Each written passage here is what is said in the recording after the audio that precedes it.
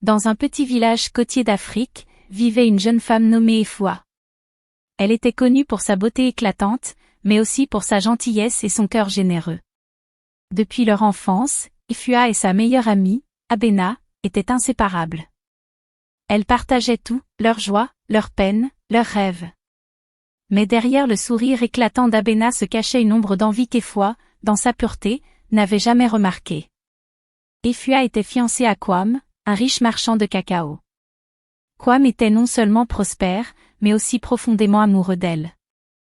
Il lui promettait une vie de bonheur et de confort, et le village entier les voyait comme un couple parfait. Abena, cependant, observait tout cela avec un mélange de jalousie et de désir. Elle rêvait d'être à la place d'Efua, et ce rêve devint une obsession. Un soir, alors qu'Efua et Abena marchaient le long de la plage, Abena proposa qu'elle prenne un raccourci à travers la mangrove, un endroit que peu osaient traverser la nuit à cause des histoires de mauvais esprits. Efua hésita, mais elle faisait confiance à son amie. Ce qu'elle ignorait, c'est qu'Abena avait préparé un plan sinistre. Dans l'obscurité oppressante, Abena la poussa dans un trou profond dissimulé sous des feuilles et des branches. Le piège était inéluctable. Efua cria pour demander de l'aide, mais Abena la regarda avec des yeux froids, lui murmurant. « Je suis désolée, Efua, mais tu as tout ce que je veux. Kwam sera à moi. » Abena recouvrit le trou de terre, dissimulant le crime. Les jours suivants, elle pleura publiquement la disparition de son amie, se faisant passer pour une victime de douleur. Personne ne se doutait de sa culpabilité. Elle se rapprocha de Kwam sous prétexte de le consoler, et quelques mois plus tard, ils annoncèrent leur mariage. Mais Efua ne reposa pas en paix. La nuit qui suivit les fiançailles d'Abena et Kwam, un vent étrange souffla à travers le village. Les anciens, qui connaissaient les signes, murmurèrent que l'esprit de quelqu'un de mécontent errait parmi eux. Abena, quant à elle, commença à ressentir une présence autour d'elle. La première nuit, elle se réveilla en sursaut, entendant la voix d'Efua qui lui murmurait. « Pourquoi, Abena? Pourquoi m'as-tu fait ça ?» Abena tenta d'ignorer cela, se convainquant que ce n'était qu'un cauchemar. Mais les jours suivants, les événements étranges se multiplièrent. Les miroirs de sa maison se fissuraient sans raison. La nourriture qu'elle préparait se gâtait instantanément.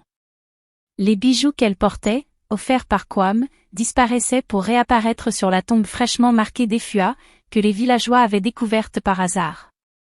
Abena devint de plus en plus paranoïaque, perdant le sommeil et l'appétit.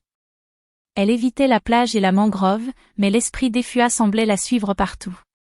Une nuit, incapable de supporter davantage, elle se rendit chez le vieux Kofi, le guérisseur du village. Kofi, après une longue cérémonie de divination, lui dit « L'esprit que tu as offensé cherche justice. Si tu veux retrouver la paix, tu dois avouer ton crime devant le village et réparer ce que tu as brisé. » Abena refusa. Elle ne pouvait pas ruiner sa vie parfaite. Mais l'esprit d'Efua ne la laissa pas tranquille. Pendant le mariage d'Abena et Kwam, alors qu'ils échangeaient leurs vœux, un vent violent balaya la cour.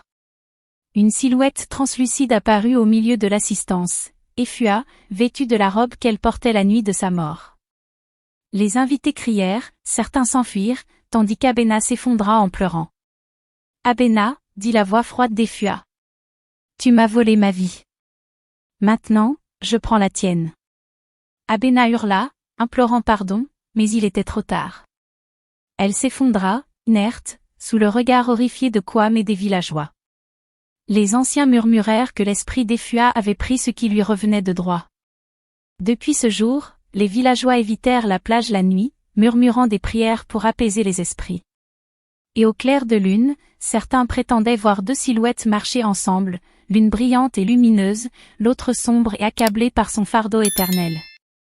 Et voilà, c'est la fin de cette histoire pleine de mystère et de justice divine.